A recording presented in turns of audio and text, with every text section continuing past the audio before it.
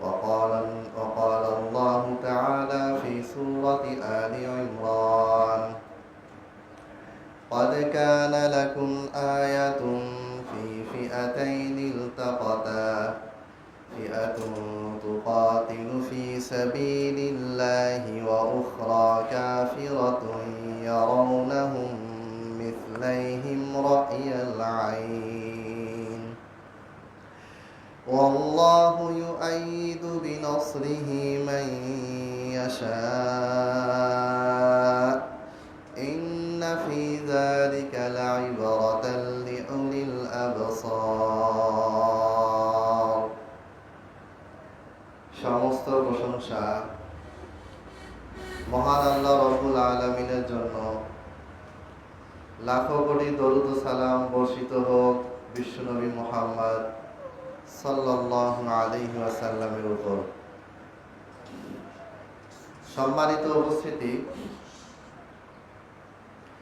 আজকে আমরা সূরা আলে ইমরানের 13 নম্বর আয়াত থেকে কয়েকটি গুরুত্বপূর্ণ বিষয় আপনাদের সামনে আলোচনা করব।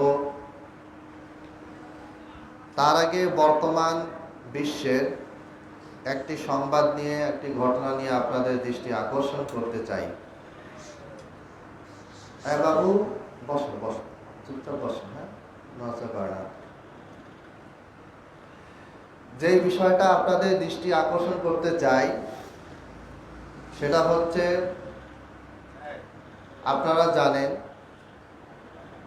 2024 সালের 15 জুলাই থেকে নিয়ে 2024 সালের 5 আগস্ট, যাকে একত্রে 36 জুলাই বলা হয়, এই সময়টাতে বাংলাদেশের ছাত্ররা, অরাজনৈতিক দলের ছাত্ররা তারা মাঠে নেমেছিল। পরবর্তীতে বিভিন্ন রাজনৈতিক দল তাদের সাথে যুক্ত হয়েছিল।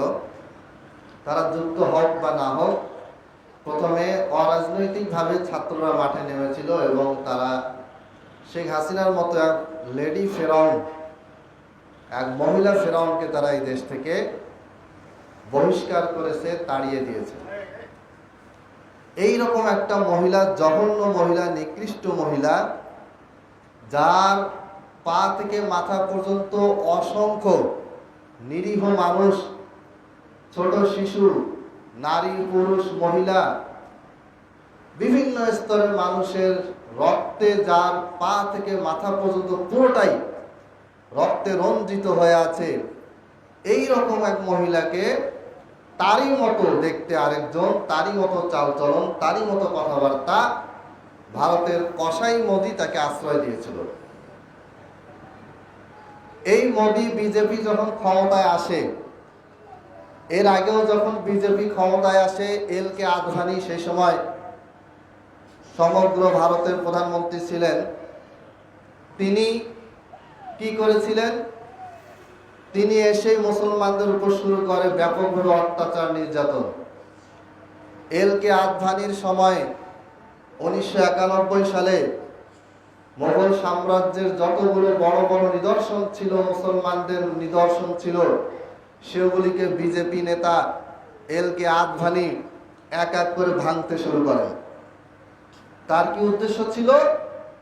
উদ্দেশ্য ছিল যেন ভারতবর্ষ মুসলমানদের দ্বারা শাসিত হয়েছিল, ভারতবর্ষে মুসলমানরা আছে, এইটা কোনো চিহ্ন যেন না থাকে। বাবু, এই যে দাদুর কাছে, মুরব্বীর কাছে বসে যাও, ওদিকে যাও, এরকম করে না, দুষ্টমি করে না, যাও, আওয়াজ করে না। তো এল.কে. আদভানি কে ছিল? বিজেপি ছিল। এই বিজেপি, আরএসএস, এই সমস্ত সন্ত্রাসী সংগঠনগুলোর বিভিন্ন রকম কলা কৌশলে, কূটকৌশলে আবার এই এল.কে. আদভানির সুযোগ্য উত্তরসূরি হিসেবে ক্ষমতায় আসেন মোদি, নরেন্দ্র মোদি। মূলত এরা কেউ হিন্দু ধর্মের অনুসারীও নয়, হিন্দু ধর্মের প্রতি এদের কোনো শ্রদ্ধা ভালোবাসাও নেই। এরা প্রকৃত হিন্দুও নয়। এরা হিন্দু ধর্ম প্রচারও করতে চায় না, মানতেও চায় না। কিন্তু হিন্দু ধর্মের নাম করে এরা বলতে চাচ্ছে যে আমরা পুরো ভারতবর্ষকে একটা অখণ্ড হিন্দু রাষ্ট্র করতে চাই। আর এই অখণ্ড হিন্দু রাষ্ট্র করার জন্য এরা কি করতে চায়? এরা হচ্ছে বেশ কিছু পদ্ধতি অবলম্বন করেছে, যার মাধ্যমে কি হয়েছে, মুসলমানদের হাজার হাজার মসজিদ এই নরেন্দ্র মোদীর সময় ভেঙে ফেলা হয়েছে। কোন একজন মুসলমান মহিলা যাচ্ছে, তাকে 8-10 জন এই বিজেপি, আমরা হয়তো ভাববো যে না হিন্দুরা এরকম করছে, না, সাধারণ হিন্দুরা এই কাজ করেনি। তাদের সাথে মুসলমানদের ভালো সম্পর্ক ভারতেও আছে, বাংলাদেশেও আছে। কিন্তু এই বিজেপির যারা বজরং দল, আরএসএস এর যারা এই দলের সাথে যুক্ত যারা, এদের একটাই স্লোগান কি, জয় শ্রীরাম বলো আর গণহারে মুসলমানদেরকে হত্যা করো, মারো। মুসলমান শিশুকে হত্যা করা বৈধ, মুসলমান নারীকে হত্যা করা বৈধ, মুসলমানদের উপরে কোনো রকম অভিযোগ ছাড়াই আক্রমণ করো, তাকে মেরে ফেলো, হত্যা করো। থানায় যদি মামলা দেওয়া হয়, যদি শুনে যে বিজেপির লোকেরা হত্যা করেছে একজন মুসলমানকে, থানার পুলিশ উল্টা আরো যেই মুসলমানকে মারা হলো ওই মুসলমানের পক্ষে যারা কথা বলে তার বিরুদ্ধে থানা দাঁড়িয়ে যায়। জুলুম কখনোই দীর্ঘস্থায়ী হয় না, জালিমের শাসন কখনোই দীর্ঘস্থায়ী হয় না। আমরা নরেন্দ্র মোদী আর শেখ হাসিনাকে দেখলেই বুঝতে পারি যে তারা তাদের যে পরিমাণ শক্তি তারা শুধুমাত্র মানুষকে হত্যা করার কাজে ব্যয় করেছিল, এই শক্তিটা যদি তারা মানুষের উন্নয়নের কাজে ব্যয় করত, তাহলে শেখ হাসিনাকে আজকে দেশ থেকে পালাতে হতো না। নরেন্দ্র মোদীর সংসদ এলাকার চারপাশে যে এলাকাটা, এটাকে বলা হয় যন্তর মন্তর। এই এলাকায় ছাত্ররা প্রোটেস্ট শুরু করেছে, আন্দোলন শুরু করেছে। ছাত্রদের আন্দোলনের ভয়ে এই নরেন্দ্র মোদী কোত্থেকে সংসদ থেকে পালিয়ে গেছে। সে এখন কোথায় আছে কেউ জানে না। আন্দোলন আস্তে আস্তে বৃদ্ধি পাচ্ছে। বর্তমান যুগটা হচ্ছে দাওয়াতের যুগ। বর্তমান যুগটা হচ্ছে ন্যারেটিভ তৈরি করার যুগ। দাওয়াতের যুগ মানে আপনাকে জ্ঞানের মাধ্যমে আরেকজনের মন জয় করতে হবে। ওই দিন শেষ। শুধুমাত্র আপনি ভয় দেখিয়ে, শক্তি দেখিয়ে, অস্ত্র দেখিয়ে, সেনাবাহিনী দেখিয়ে, আপনার বাহিনীর জোর দেখিয়ে, আপনার দলের শক্তি ক্ষমতা প্রদর্শন করে আপনি যদি মানুষকে আপনার দলে আনতে চান, আপনার ধর্মে যদি আনতে চান, তাহলে এটা কখনোই সফল হবে না। আমরা যদি বিশ্বের বড় বড় নাম করা কিছু ব্যক্তি আছেন যারা ডিবেট করে, ডিবেট মানে বিতর্ক করে। তারা কিভাবে বিতর্ক করে? অনলাইনে দুই ধর্মের দুজন ব্যক্তি বসে, এরপর তারা আলোচনা করে, সুন্দরভাবে একজন আরেকজনের সাথে আলোচনা করে, একজন আরেকজনকে জবাব দেয়। এইভাবে করে তারা কি করে, একজন ইসলাম ধর্মের পক্ষে কথা বলে, আর একজন হয়তো হিন্দু বা খ্রিস্টান বা নাস্তিক, সে তার পক্ষে কথা বলে।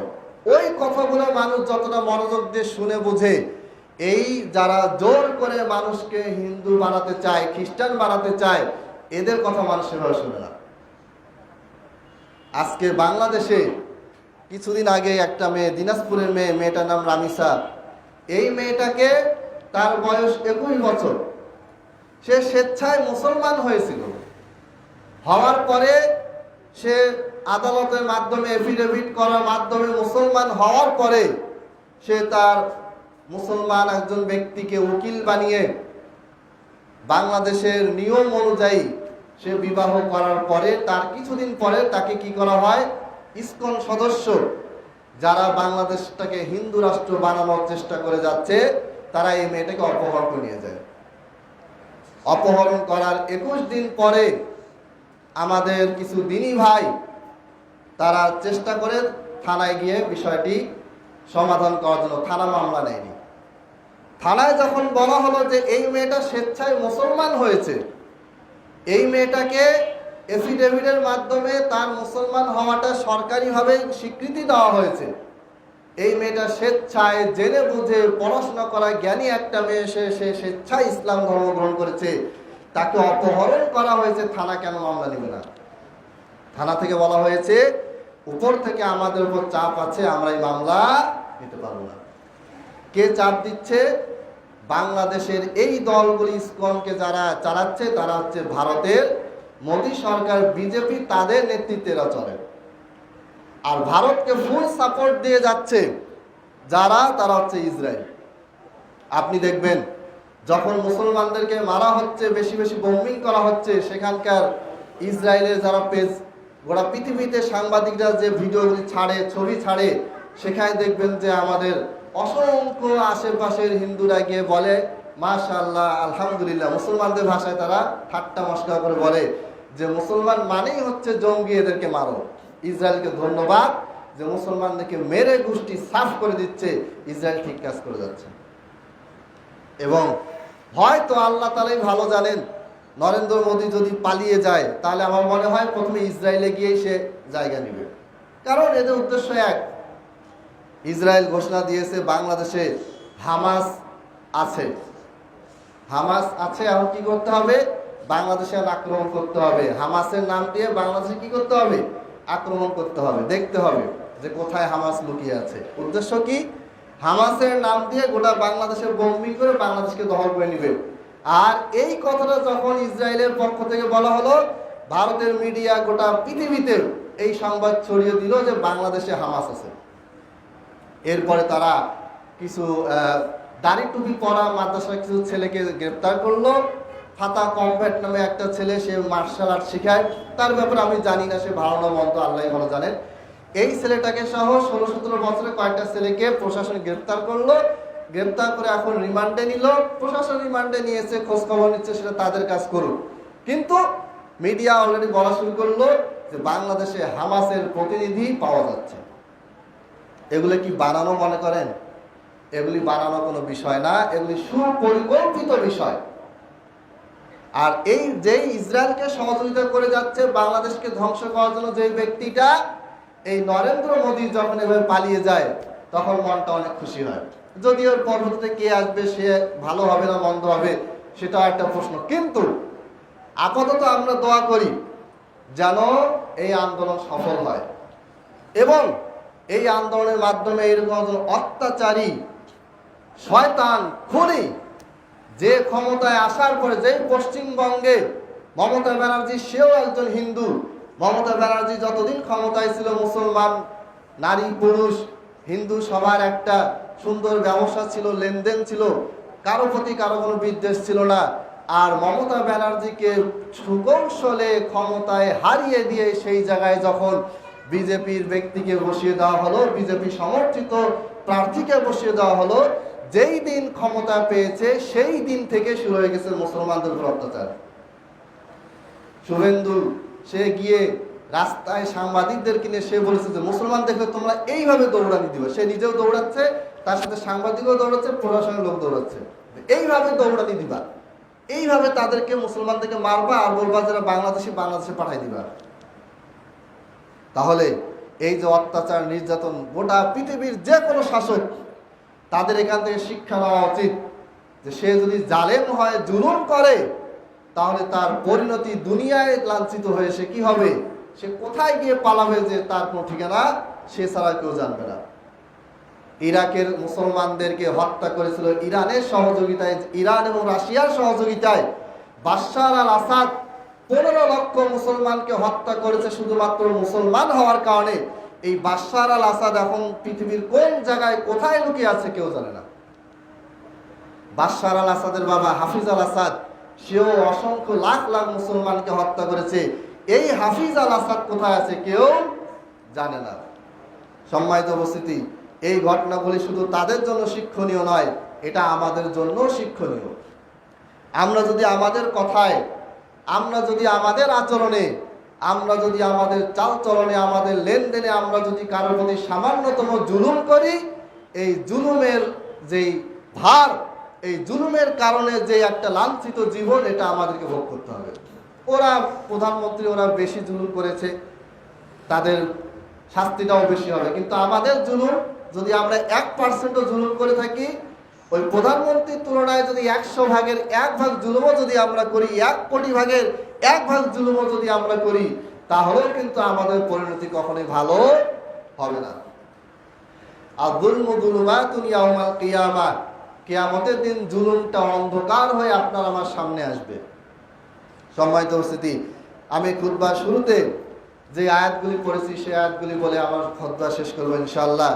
আল্লাহ তাআলা সূরা আলে ইমরানে বলেছেন, কদ কানা লাকুম আয়াতুন ফি ফিআতাইনিল তাকাতা। দুইটি দল বদর যুদ্ধে যখন মুসলমান দল সাহাবীরা আল্লাহর নবী সাল্লাল্লাহু আলাইহি ওয়াসাল্লামের সাথে যখন কাফেরদের সাথে মুশরিকদের সাথে মুখোমুখি হলো, সেই সময় কি হলো? সেই সময়ে যা কিছু হয়েছে তার মধ্যে তোমাদের জন্য নিদর্শন রয়েছে, তোমাদের শিক্ষণীয় বিষয় আছে। কি শিক্ষণীয় বিষয়? ফিআতুন তুকাতিলু ফি সাবিলিল্লাহ। এই দুইটা দল বদর যুদ্ধে যখন পরস্পরের বিরোধী হয়ে দাঁড়ালো, তন্মধ্যে একটি দল তুকাতিলু ফি সাবিলিল্লাহ, আল্লাহর রাস্তায় জিহাদ করেছিল, আল্লাহর রাস্তায় লড়াই করেছিল। ওয়াউখরা কাফিরাতুন ইয়ারাউনাহুম মিসলাইহিম রাইয়াল আইন। আর এই দুইটি দলের একটি দল মুসলমান ছিল, আল্লাহর রাস্তায় জিহাদ করেছিল, অপর যে দলটি তারা ছিল কাফের। তারা যুদ্ধের ময়দানে গিয়ে দেখতে পেয়েছিল যে আমরা তো তাদের ডবল, মুসলমানরা যারা আছে, আমাদের দুশমন মুসলমানরা যারা আমাদের প্রতিপক্ষ, যারা আমাদের মোকাবেলায় দাঁড়িয়ে আছে, তাদের দ্বিগুণ আমরা। বাস্তবে তারা দ্বিগুণ ছিল। যেখানে বদর যুদ্ধে মাত্র 313 জন অথবা 314 জন সাহাবী ছিলেন যুদ্ধ করার জন্য আল্লাহ নবী সাল্লাল্লাহু আলাইহি ওয়াসাল্লাম সহ, সেইখানে কাফের মুশরিকদের সংখ্যা 1000-এরও বেশি ছিল। বদর যুদ্ধে মুসলমানদের সংখ্যা কম ছিল। তাদের রমজান মাসের 17 রমজানে এই যুদ্ধ সংঘটিত হয়। তারা সিয়াম অবস্থায় যুদ্ধে গিয়েছিলেন। পেটে খাবার নেই, হাতে ভারী কোনো অস্ত্র নেই, ভারী কোনো তলোয়ার নেই, ভারী কোনো এমন কোনো উপকরণ নেই যেটা দিয়ে যুদ্ধ করা যায়। সামান্য কিছু অস্ত্র, হালকা অস্ত্র নিয়ে, পেটে ক্ষুধা নিয়ে, সংখ্যায় কম, এই রকম কিছু মানুষকে দেখে তখনকার কাফের মুশরিকরা তারা খুশিতে তারা এত আন্দোলিত হয়েছিল যে তারা বলছে, আরে আমরা তো তাদের চেয়ে বহু গুণে আছি, এরা তো সংখ্যায় খুবই কম, এদেরকে হারানো কি কোনো মামুলি ব্যাপার, কোনো ব্যাপারই না। তারপরে কি হলো? এরপর আল্লাহ তাআলা বলছেন, ওয়াল্লাহু ইউআইয়িদু বিনাসরিহি মান ইয়াশা। আল্লাহ তাআলা তার সাহায্য দ্বারা যাকে চান তাকে কি করেন? শক্তিশালী করেন। সম্মানিত উপস্থিতি, এই আয়াতের তাফসীর ব্যাখ্যা অনেক মুফাসসিররা করেছেন। সমস্ত মুফাসসিরের বক্তব্য সারাংশ হচ্ছে এটাই যে সংখ্যা কোনোদিন আপনাকে আমাকে বিজয় করতে পারে না। আপনাকে আমাকে বিজয় করবে আল্লাহর সাহায্য। আর আল্লাহর সাহায্য পাওয়ার মতো শক্তি, সেই ঈমানি শক্তি, সেই ঈমানি জজবা, সেই আমল, সেই তাকওয়া যদি আপনার আমার না থাকে, তাহলে যুদ্ধের ময়দানে আমরা যেতেও পারবো না। গেলেও আল্লাহ তাআলার পক্ষ থেকে ওই শক্তি, আল্লাহ তাআলার পক্ষ থেকে ওই সাহায্য, ওই রহমত, ওই বরকত আমরা পাবো না। আমি এর আগেই ইসরায়েলের সাথে আরব যুদ্ধে যে 3 বার যুদ্ধ হয়েছিল এটা আমি আলোচনা করেছি। তার মধ্যে 1967 সালে 6টা আরব দেশ, মিশর, সৌদি আরব সহ 6টা আরব দেশ, সৌদি আরব ডাইরেক্ট ছিল না, তবে সাইডে ছিল আর কি, এই 6টা আরব দেশ ইসরায়েলের সাথে যুদ্ধ করে এবং হেরে যায় 1967 সালে। সেই সময়ের ইসরায়েল আর এখনকার ইসরায়েল আকাশ পাতাল পার্থক্য। ওই সময়ের আমেরিকা এত শক্তিশালী ছিল না, ওই সময় ফ্রান্স এত শক্তিশালী ছিল না, ওই সময় ব্রিটেন এত শক্তিশালী ছিল না। অথচ ওই সময়ে ইসরায়েল, যেটা পুরো ইসরায়েলের, বর্তমান ইসরায়েলের মাত্র 10% ছিল না, এই ইসরায়েলের সাথে 6টা আরব দেশ, মিশরের মতন বড় দেশ, তুর্কির মতন বড় দেশ, জর্ডানের মতো শক্তিশালী দেশ, সবগুলা দেশ কি করলো? যুদ্ধ করলো, যুদ্ধে তারা হেরে গেল। আল্লাহর ওই সাহায্য, যেই সাহায্য আল্লাহ তাআলা বদরের যুদ্ধে আল্লাহ তাআলা সাহাবীদেরকে দিয়েছিলেন, রমজান মাসে সামান্য সংখ্যা কয়েকজন ব্যক্তি শুধুমাত্র তাদের প্রকৃত ঈমান, তাদের প্রকৃত আমল, তাদের আল্লাহর প্রতি আস্থা, আল্লাহর প্রতি ভরসা, আল্লাহর প্রতি বিশ্বাস, এটার কারণে তারা যুদ্ধে গিয়েছিল এবং আল্লাহর রহমত পেয়ে, আল্লাহর সাহায্য পেয়ে, আল্লাহর নুসরাত পেয়ে তারা কি করেছিল? বদর যুদ্ধে জয়লাভ করেছিল। ওই সময় মুসলমানদের সংখ্যা খুবই কম। গোটা পৃথিবীতে এখন মুসলমানদের সংখ্যা সবচেয়ে বেশি বাড়ছে। সমস্ত গবেষক তারা বলে দিয়েছে এক কথায়, 1950 সালের পরে গোটা পৃথিবীতে যেই ধর্মের সংখ্যা সবচেয়ে বেশি হবে সেটা হচ্ছে ইসলাম। অর্থাৎ প্রত্যেক দিন হিন্দু ধর্ম থেকে যে পরিমাণ মানুষ মুসলমান হয় সে পরিমাণ মানুষ হিন্দু হয় না। প্রত্যেক দিন যে পরিমাণ খ্রিস্টান মুসলমান হয় সে পরিমাণ মানুষ খ্রিস্টান হয় না। প্রত্যেক দিন যে পরিমাণ মানুষ বৌদ্ধ থেকে ইসলাম ধর্ম গ্রহণ করে সেই পরিমাণ মানুষ বৌদ্ধ ধর্ম গ্রহণ করে না। ফলাফল জিরো, ফলাফল শূন্য। ফলাফল হচ্ছে দিনের পর দিন মুসলমানদের অধপতন, দিনের পর দিন মুসলমানরা নির্যাতিত হচ্ছে, পুরো দেশ দখল করে নিচ্ছে, আর তারা কোনো কিছু করতেও পারে না। তাদের ইউনিটি নাই, কোনো ঐক্য নাই, তাদের চিন্তা ভাবনায় কোনো মিল নাই। পাশের বাড়ি মুসলমান কি করে আমি জানি না, আমি কি করি সে জানে না, এই দেশ কি করে পাশের দেশের মুসলমান রাষ্ট্র কিচ্ছু জানে না, এই অবস্থা। তাহলে আল্লাহ তাআলা যে বললেন এই দুইটা দলের ভিতরে তোমাদের জন্য কি আছে? শিক্ষা আছে। এই শিক্ষা আমরা কই নিলাম? না আমি খতিব নিয়েছি, না মুসল্লি নিয়েছি, না মুসলমান দেশের রাষ্ট্রপ্রধান এই আয়াত থেকে শিক্ষা নিয়েছে, না সৌদি আরব নিল, না কুয়েত নিল, না মিশর নিল, না কাতার নিল, না জর্ডান নিল। কে শিক্ষাটা নিল? নাই নিত। যার কারণে দেখেন গোটা বিশ্বে মধ্যপ্রাচ্য যেটা তেলের সমৃদ্ধ একটা ঘাঁটি, এই যে ক্রুসেড নিয়ে আমি বক্তব্য দেব ইনশাল্লাহ। আজকে সংক্ষেপে বলি, 1097 সাল থেকে নিয়ে প্রায় 1300 সাল পর্যন্ত এই সময়টার মধ্যে মোট 9টা ক্রুসেড বা যুদ্ধ সংগঠিত হয়েছিল। সেই ফ্রান্স থেকে, ইংল্যান্ড থেকে, তারপরে ব্রিটেন থেকে লাখ লাখ মানুষ পায়ে হেঁটে আজকের এই তুরস্ক মিশর পার হয়ে প্যালেস্টাইনে এসেছিল। আসার পরে তারা প্যালেস্টাইন, সিরিয়া এই জায়গাগুলিতে দখল করেছিল। সর্বপ্রথম ক্রুসেডের বিরুদ্ধে কিলিস আরসালান একজন মুসলিম শাসক, তিনি লড়াই করেন, তিনি জয়লাভ করেন। তারপরে ধারাবাহিকভাবে যারা মুসলমানরা এসেছিল প্রত্যেকে হেরে যান। এরপরে ইমাদুদ্দিন জেঙ্গি তিনি এসে আবার ক্রুসেডদেরকে হারিয়ে দেন। তার ছেলে নুরুদ্দিন জেঙ্গি তিনিও ক্রুসেডদেরকে কচুকাটা করে তাড়িয়ে দেন। তার মৃত্যুর পরে সালাউদ্দিন আইয়ুবী আসেন। সালাউদ্দিন আইয়ুবী পুরো আরব দেশটাকে কি করেন? একত্র করেন। পুরো আরব দেশটা থেকে এই খ্রিস্টানদেরকে তাড়িয়ে দেন, ইহুদিদেরকে তাড়িয়ে দেন, যারা মুসলমানদের বিরুদ্ধে যুদ্ধে নেমেছিল। এদেরকে তাড়িয়ে দিয়ে তিনি প্যালেস্টাইন কি করেন? জয় করেন। সেই তখন থেকে নিয়ে 1297 সাল থেকে নিয়ে 1917 সাল পর্যন্ত এই প্যালেস্টাইন মুসলমানদের হাতেই ছিল। তারপর এটা বেদখল হয়ে গেছে, তারপর থেকে বেদখল হয়ে আছে তো আছে।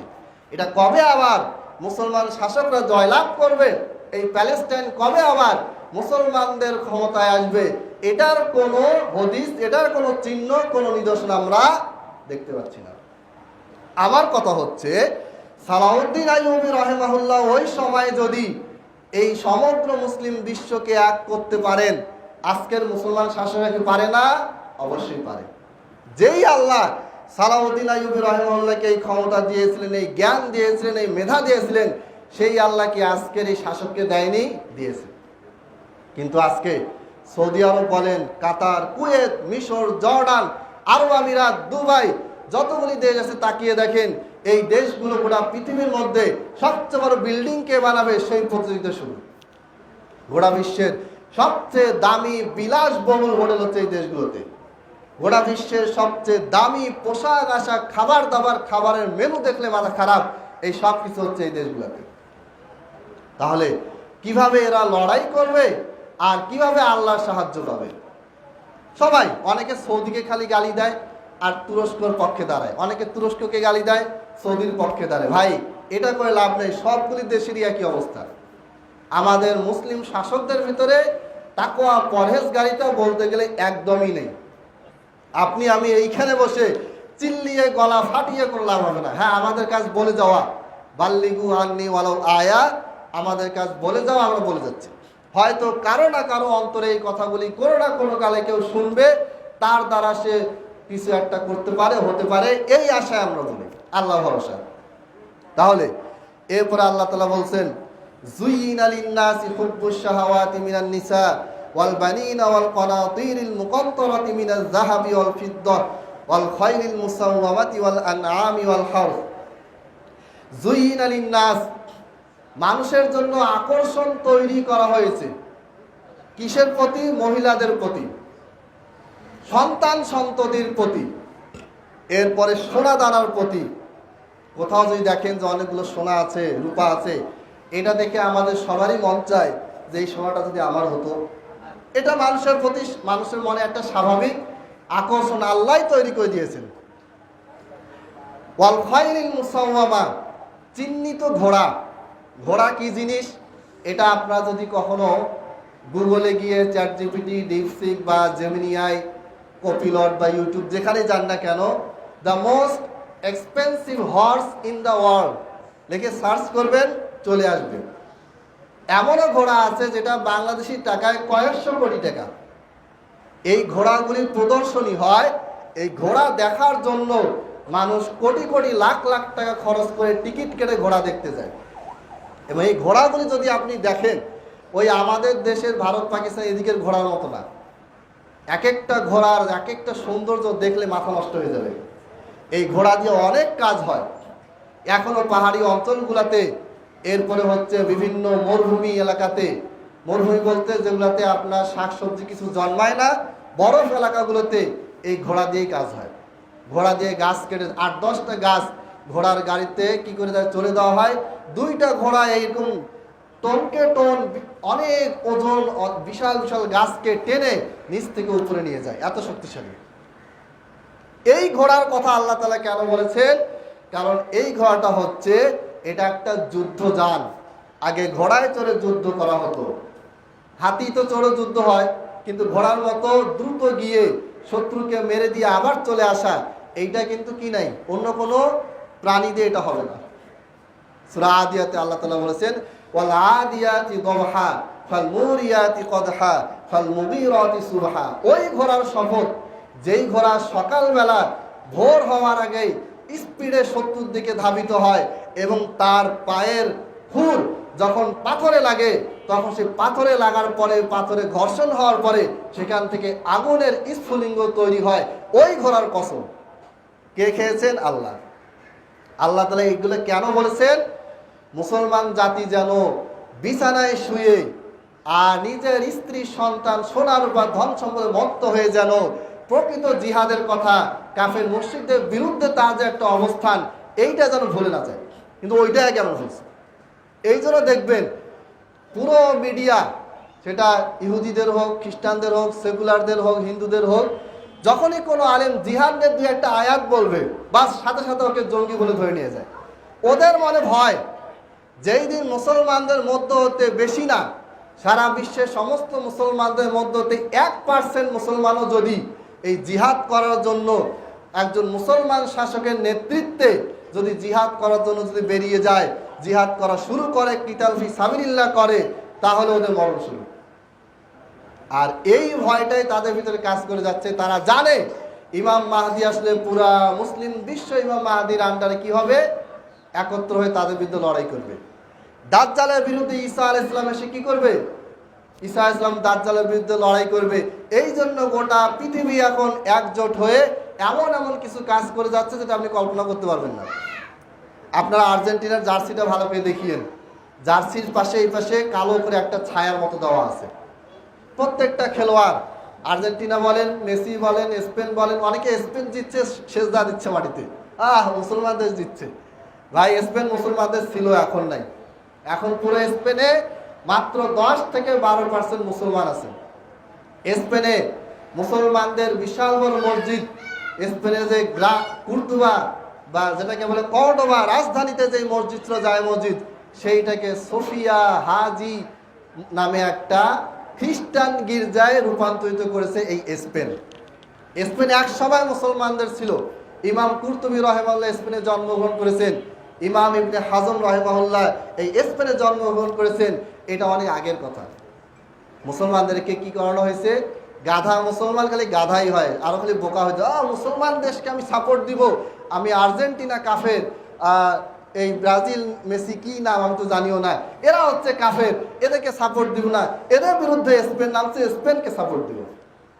মানে হচ্ছে দুই মদখোর মদ খেতে নামছে, একটা হলো মুসলমান মদখোর, একটা হচ্ছে হলো খ্রিস্টান বা ইহুদি মদখোর। এখন আমি হচ্ছে এই মুসলমান মদখোরের পক্ষে। এই হলো অবস্থা। যাই হোক, আল্লাহ তাআলা এই যে বদর যুদ্ধের কথা কোরআনে একাধিকবার একাধিক জায়গায় এনেছেন, বদর যুদ্ধের কথা বলেছেন, এরপরে মানুষের যে স্বাভাবিক যে একটা আকর্ষণ দুনিয়া প্রতি, এই আকর্ষণ বাদ দিয়ে তাকে যে জিহাদের দিকে যেতে হবে এটা কথা বলছেন। আবার আমাদের মুসলমানদের ভিতরে একদল এই জিহাদে আগ্রহ পড়তে পড়তে সে এখন মানে পারলে নিজের বাপ মাকে কেটে ফেলে জিহাদ শুরু করে এই অবস্থা। 2005 সালে সারা বাংলাদেশের 63টা জেলায় বোমা ফাটাইছে। কেন?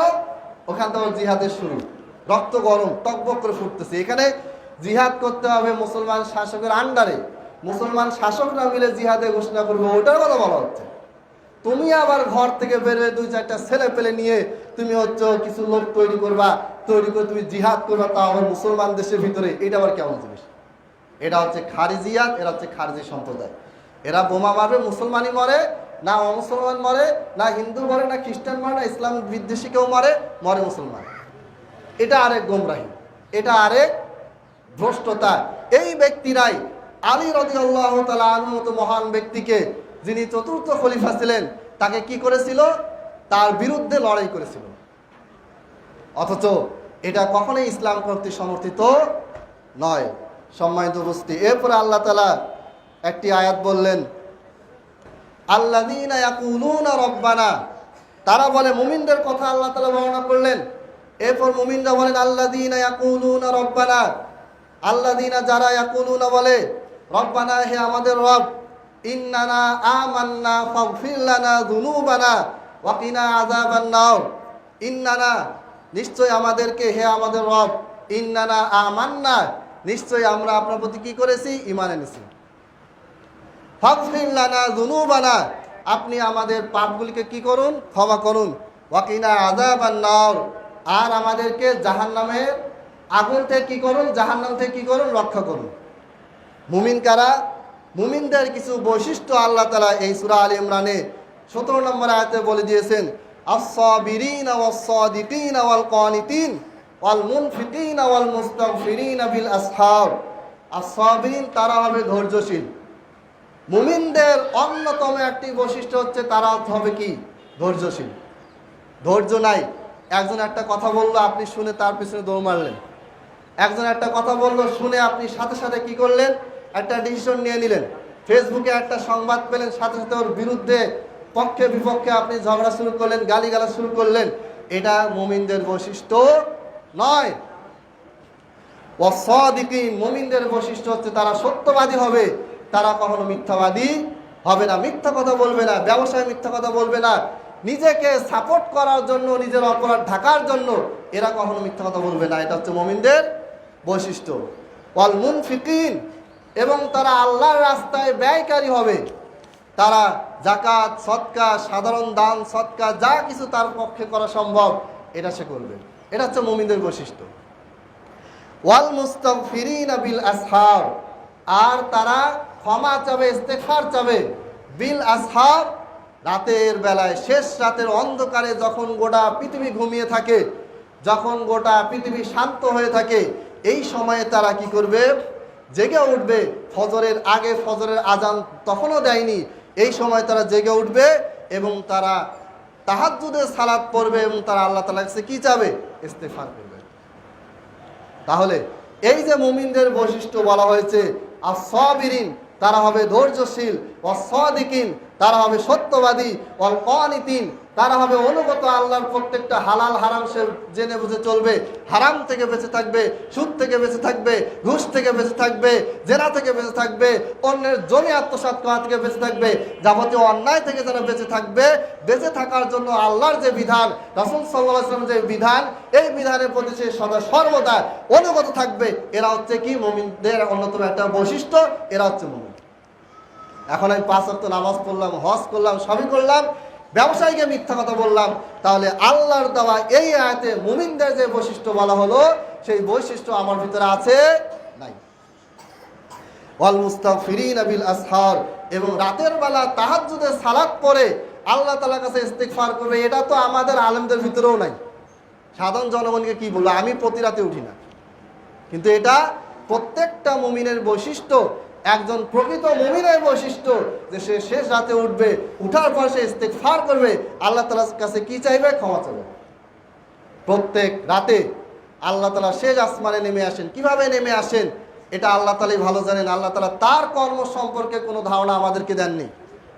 আল্লাহ তাআলা প্রত্যেক শেষ রাতে সপ্তম আসমানে নেমে এসে বলেন, তোমাদের ভিতরে কেউ কি আছো যে আমার কাছে ক্ষমা চাইবে, আমি ক্ষমা করব। তোমাদের ভিতরে কেউ কি আছো যে আমার কাছে কোনো কিছু চাইবে, আমি তাকে দান করব। আল্লাহ তাআলা আমাদেরকে আহ্বান করেন, আমরা এই আহ্বানে সাড়া দেওয়ার সময় আমাদের থাকে না। মোবাইল টিপতে টিপতে রাত 2টা 3টা বেজে যায়, 3টার সময় আমাদের ঘুম আসে। সারাদিন কাজ করার পরে ক্লান্ত, বাসায় গেলে ঘুমিয়ে পড়বো, নামাজ পড়ার শক্তিটা নাই, এশার নামাজ পড়ার শক্তি নাই, মাগরিবের নামাজ পড়ার শক্তি নাই, কিন্তু মোবাইল টিপার শক্তি আমাদের ঠিকই থাকে। এই মোবাইল টিপতে টিপতে রাত 1টা 2টা 3টা বেজে যায়, বাজার পরে 4টা বেজে যায়, ঘুম চলে আসে, ফজর বাদ, সকালবেলা ঘুম থেকে উঠে আবার নাস্তা খেয়ে দৌড় অফিসে ব্যবসা বাণিজ্য যেখানে। তাহলে পুরো মুসলিম বিশ্বকে, মুসলমানদেরকে একটা ফাঁদে ফেলে দেওয়া হয়েছে। এই ফাঁদ থেকে যদি আমরা বের হতে না পারি, তাহলে কোরআনের এই আয়াত, এই হাদিস, এইখানে যে শিক্ষা দেওয়া হয়েছে, এই শিক্ষা গ্রহণ করা আমাদের পক্ষে সম্ভব নয়। একটু আগে বললাম 1967 সালে আরবদের সাথে মুসলমানরা যুদ্ধ করে হেরে গেল। কারণ এই মুসলমানরা যুদ্ধ করেছিল পানির জন্য, যেন এই পানি ইসরায়েলের পুরোপুরি ক্ষমতায় চলে না যায়। কারণ আরব দেশগুলির ভিতরে 9টা দেশ আছে যাদের নিজস্ব পানির কোনো ব্যবস্থা নাই, বাইরে থেকে তাদের পানি আসে। এইটা যদি ইসরায়েল দখল করে নেয়, তাহলে আরবরা পানি পাবে না, না খেয়ে মরবে, এই টেনশনে তারা যুদ্ধ করেছিল। কিন্তু ইসরায়েল যখন প্যালেস্টাইন দখল করেছিল, তখন আল্লাহর কালেমা, ইসলামকে উজ্জীবিত রাখার জন্য লড়াই করতে হবে, যুদ্ধ করতে হবে, এইটা আরবদের মাথায় আসেনি, আরব শাসকদের মাথায় আসেনি। সম্মানিত উপস্থিতি, আজকের এই বিষয় থেকে আমরা জানতে পারছি, সেটা হচ্ছে যদি আমরা প্রকৃত মুমিন হতে না পারি, যদি আমরা ধৈর্যশীল হতে না পারি, যদি আমরা সৎ হতে না পারি, যদি আমরা প্রতিটা কথায়, কাজে, কর্মে আল্লাহর প্রতি অনুগত হতে না পারি, যদি আমরা আল্লাহর রাস্তায় দানকারী, সৎকারী হতে না পারি, যদি আমরা শেষ রাতে তাহাজ্জুদে উঠে ইস্তিগফারকারী হিসেবে যদি আল্লাহর কাছে গণ্য না হয়, তাহলে আমাদের দ্বারা ওই সোনালী ইতিহাসে ফিরে যাওয়া সম্ভব নয়। রাস্তায় নামলাম, খেলাফত চাই বললাম, কোনো কাজ হবে না। ইসলামী শাসন চাই, ইসলামী কান্ট্রি চাই, মুসলমান শাসক চাই, কোনো লাভ হবে না। আপনাকে আমাকে তৈরি হতে হবে, আপনাকে আমাকে সৎ হতে হবে, আপনাকে আমাকে প্রকৃত ইমানদার হতে হবে, আপনাকে আমাকে প্রকৃত সালাত মুসল্লি হতে হবে, নামাজি হতে হবে, আপনাকে আমাকে যাবতীয় হারাম থেকে বেঁচে থাকতে হবে। আপনি আমি যদি সংশোধন না হই, আপনি আমি আমাদের পরিবারগুলিকে, আমাদের সন্তানদেরকে সঠিক পথে যদি পরিচালিত করতে না পারি, তাহলে ওই আশা, ওই স্লোগান আমাদেরকে বাদ দিতে হবে। আল্লাহ তাআলা আমাদেরকে যাবতীয় অন্যায়, অশ্লীলতা, পাপ, হানাহানি, মারামারি, খুনাখুনি, শিরক, বেদাত থেকে বেঁচে থাকার তৌফিক দান করুন। আমিন। ওয়া আখিরু দাওয়ানা আলহামদুলিল্লাহি রাব্বিল আলামিন।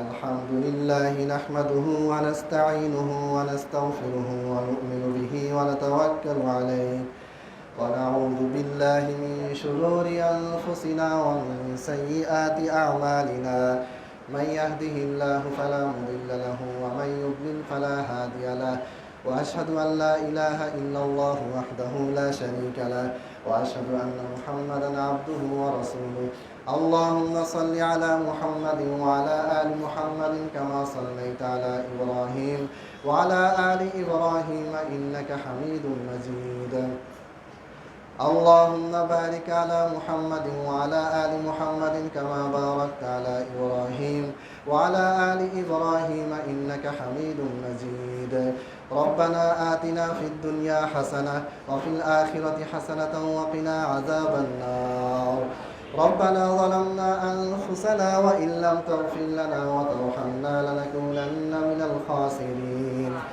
ربنا لا تزغ قلوبنا بعد إذ هديتنا وهب لنا من لدنك رحمة إنك أنت الوهاب عباد الله رحمكم الله إن الله يأمر بالعدل والإحسان وإيتاء ذي القربى وينهى عن الفحشاء والمنكر والبغي يعظكم لعلكم تذكرون فاذكروني أذكركم واشكروا